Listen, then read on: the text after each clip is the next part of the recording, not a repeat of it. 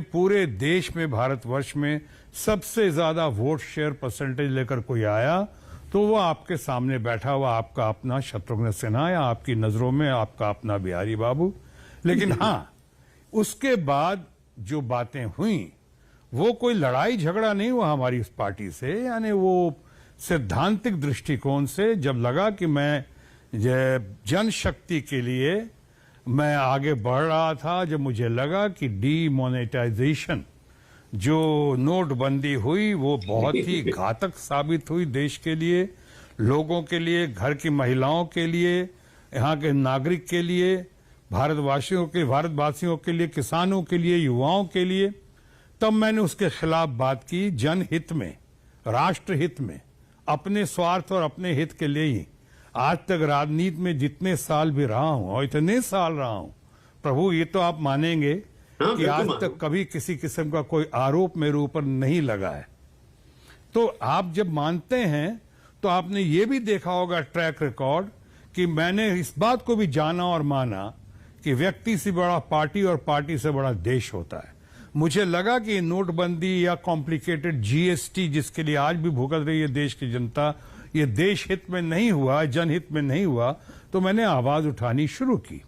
और मैंने आवाज बुलंद की जनता के साथ मिलकर। अब उसका नतीजा ये हुआ कि आपने देखा कि पटना में जब इलेक्शन फिर हो रहा था, बिहार की राजधानी पटना, और वहां हमसे बगैर राय मशवरा किए हुए जो रिकॉर्ड मार्जिन से जीता हुआ आदमी, वहां पे किसी और को, हमारे फैमिली फ्रेंड को, किसी और व्यक्ति को वहां से टिकट दिया गया बगैर मुझे बताए हुए, बगैर कहे हुए। तो मैंने कहा नहीं, सैद्धांतिक दृष्टि से ये ठीक नहीं है और इसलिए मैं सिद्धांतों के आधार पे, प्रभु जी, मैं वहां से अलग हटते हुए मैं उस पार्टी में आया। हालांकि मैंने कहा था कि लोकेशन वही होगा, सिचुएशन कुछ भी हो, और फिर अलग हटके मैं कांग्रेस पार्टी में आ गया। नहीं,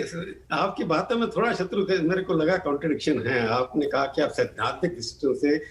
आपने विरोध किया, डीमोनेटाइजेशन हुआ, बाकी चीजें हुई, परंतु बाद में आपने ये भी कहा कि आपको टिकट बिना बताए किसी और को टिकट दे दी। आपने ये भी कहा था कि 2019 का चुनाव मैं पहले से ज्यादा रिकॉर्ड मार्जिन पे जीतूंगा। रिजल्ट आपके सामने है, आपने पहले रिकॉर्ड बनाया, इस बार भी रिकॉर्ड बनाया कि आप बहुत बड़े मार्जिन से हार भी गए। तो आपको लगता नहीं कि आपको टिकट नहीं दी इसलिए आपने पार्टी उस तरफ चले गए जिसके खिलाफ आप सैद्धांतिक रूप से 35 साल तक लड़ते रहे? तो लोग तो आपको कहेंगे कि आप सिर्फ टिकट के लिए छोड़ के गए।